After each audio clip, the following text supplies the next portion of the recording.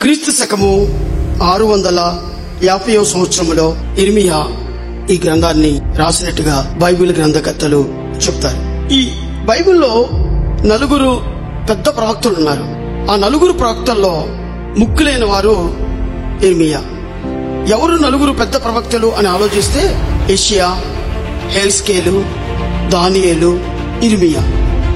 ఈ 4 బైబిల్లో పెద్ద ప్రవక్తలు అని అంటారు. ఇర్మియా అనే మాటకు అర్థం ఏంటంటే యెహోవా స్థాపించును, యెహోవా స్థిరపరచును.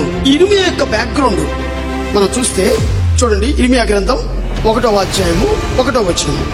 ఇర్మియా కాలంలో అంటే వాళ్ళ తండ్రి హిల్కియా కాలంలో నెబుకద్నెజరు రాజు వచ్చి యెరూషలేముని ముట్టడి చేశాడు, దాన్ని లోపరుచుకున్నాడు. చాలా మంది బానిసలుగా వెళ్లిపోయారు బబులోను దేశానికి. కొంతమంది శేషించిన వారు ఆ దేశంలో నివాసం చేస్తున్నారు, యెరూషలేములో నివాసం చేస్తున్నారు.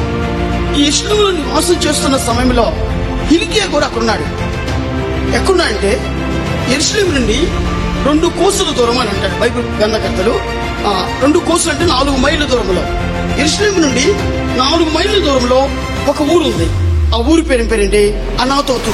అనాతోతు యొక్క ఊరిలో ఇర్మియా యొక్క తండ్రి హిల్కియా. హిల్కియా అనే మాటకు అర్థమైందంటే యెహోవా నా సాక్ష్యము. కాబట్టి హిల్కియా అనాతోతులో నివాసం చేస్తూ ఉంటాడు. అక్కడ ఇర్మియా పుడతాడు, పెరిగి పెద్దవాడు అవుతూ ఉంటాడు. ఈ హిల్కియా చేసే పని ఏంటంటే యాజకత్వం. ఆ రోజుల్లో ప్రత్యక్ష గుడారంలో యాజకత్వం చేస్తూ ఉండేవాడు హిల్కియా. ఈ యాజకత్వం పని చేసినప్పుడు హిల్కియా చాలా భయపడేవాడు, కంగారు పడిపోయేవాడు. ప్రభువా, నాకు బిడ్డనిచ్చావు, ఆ ప్రత్యక్ష గుడారంలోనికి అతి పరిశుద్ధ స్థలంలోకి వెళ్ళాలంటే సంవత్సరానికి ఒకసారి వెళ్ళాలి. ప్రభువా, అక్కడికి వెళ్తే నేను తిరిగి వస్తానో నాకు తెలీదు, నేను ఎంత పరిశుద్ధంగా ఉన్నానో నాకు తెలీదు అని ఈ ప్రత్యక్ష గుడారంలోనికి వెళ్ళబోయే ముందు ఆవరణంలో బలిపీఠం దగ్గర ఏడుస్తూ ఉండేవాడు హిల్కియా. కన్నీటితో ఏడుస్తూ ఉండేవాడు. ఆ కన్నీటితో ఏడుస్తున్నప్పుడు తన కుమారుడైన ఇర్మియా చూస్తూ ఉండేవాడు. వాళ్ళ నాన్నగారితో పాటు మోకరించేవాడు, వాళ్ళ నాన్నగారితో పాటు సహాయం చేస్తూ ఉండేవాడు. ప్రత్యక్ష గుడారానికి అవసరమైన ఆ యాజకత్వం చేసేటప్పుడు అవసరమైన వస్తువులను అందిస్తూ ఉండేవాడు ఇర్మియా.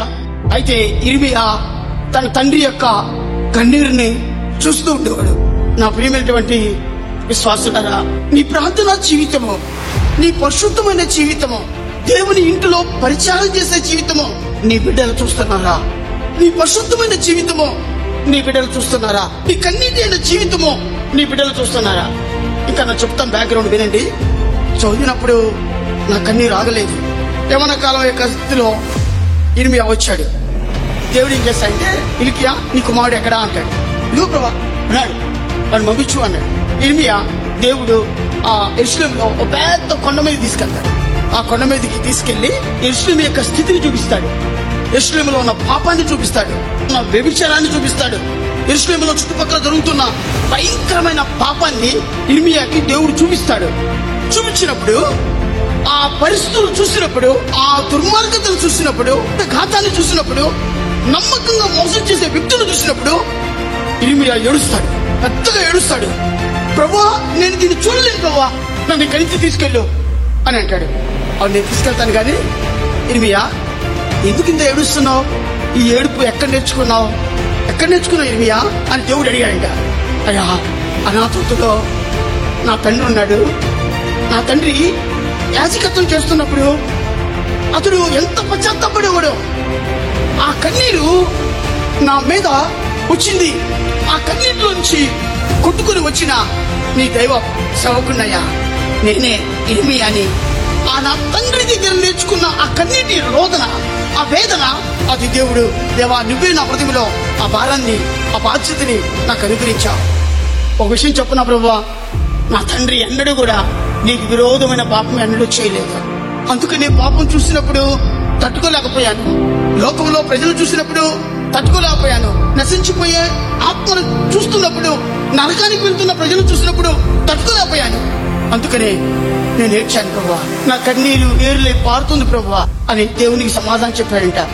అందుకనే బైబిల్లో అతని పేరు పెట్టి తెలుసా? ఇర్మియాకి కన్నీటి ప్రవక్త, ఏడ్చే ప్రవక్త, రోదన ప్రవక్త అని పేరు పెట్టడం జరిగింది. This is the background of ఇర్మియా. ఇర్మియా యొక్క జీవితంలో యొక్క బ్యాక్గ్రౌండ్ అది.